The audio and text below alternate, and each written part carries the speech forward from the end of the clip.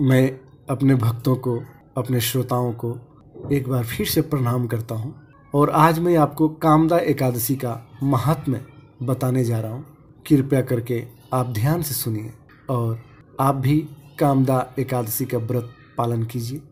युधिष्ठिर ने पूछा, वासुदेव आपको नमस्कार है, कृपया आप यह बताइए कि चैत्र शुक्ल पक्ष में किस नाम की एकादशी होती है।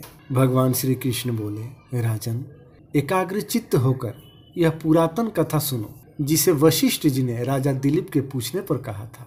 वशिष्ठ जी बोले, राजन चैत्र शुक्ल पक्ष में कामदा नाम की एकादशी होती है। वह परम पुण्यमयी है, पाप रूपी ईंधन के लिए वह तो दावानल ही है। प्राचीन काल की बात है, नागपुर नाम का एक सुंदर नगर था जहाँ सोने के महल बने हुए थे।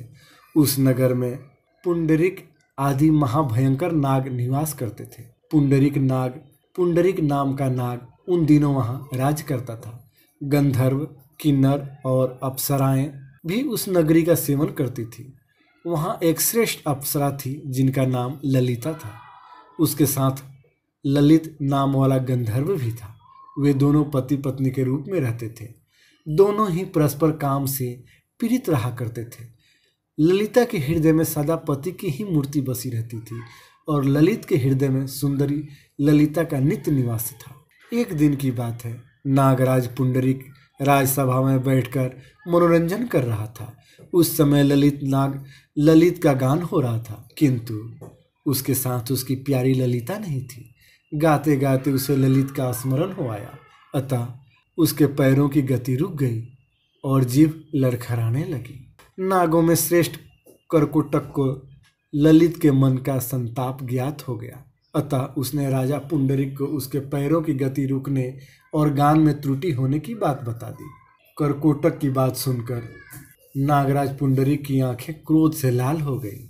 उसने गाते हुए कामातुर ललिता को श्राप दिया, दुर्बुद्धे, तुम मेरे सामने गान करते समय भी पत्नी के वशीभूत हो गया। पत्नी राक्षस हो जा, इसलिए राक्षस हो जा। महाराज पुंडरीक के इतना कहते ही वह गंधर्व राक्षस हो गया। भयंकर मुख, विकराल आंखें और देखने मात्र से भय उपजने वाला रूप, ऐसा राक्षस होकर वह कर्म का फल भोगने लगा। ललिता अपने पति की विकराल आकृति देख मन ही मन बहुत चिंतित हुई। भारी दुख से वह कष्ट पाने लगी। सोचने लगी, क्या करूं, कहाँ जाऊं, मेरे पति पाप से कष्ट पा रहे हैं। वह रोती हुई घने जंगलों में पति के पीछे पीछे घूमने लगी। वन में उसे एक सुंदर आश्रम दिखाई दिया जहाँ एक मुनि शांत बैठे हुए थे। किसी भी प्राणी के साथ उनका वैर विरोध नहीं था। ललिता शीघ्रता के साथ वहाँ गई और मुनि को प्रणाम करके उनके सामने खड़ी हुई। मुनि बड़े दयालु थे। उस दुखिनी को देख वे इस प्रकार बोले, शुभे, तुम कौन हो, कहाँ से यहाँ आई हो, मेरे सामने सच सच बताओ। ललिता ने कहा, महामुने, वीरधन्वा नाम वाले एक गंधर्व हैं। मैं उन्हीं महात्मा की पुत्री हूँ। मेरा नाम ललिता है। मेरे स्वामी अपने पाप दोष के कारण राक्षस हो गए हैं। उनकी यह अवस्था देखकर मुझे चैन नहीं है। ब्राह्मण, इस समय मेरा जो कर्तव्य है वह बताइए। विप्रवर, जिस पुण्य के द्वारा मेरे पति राक्षस भाव से छुटकारा पा जाए उसका उपदेश दीजिए। ऋषि बोले, भद्रे, इस समय चैत्र मास की शुक्ल पक्ष की कामदा नामक एकादशी तिथि है जो सब पापों को हरने वाली और उत्तम है।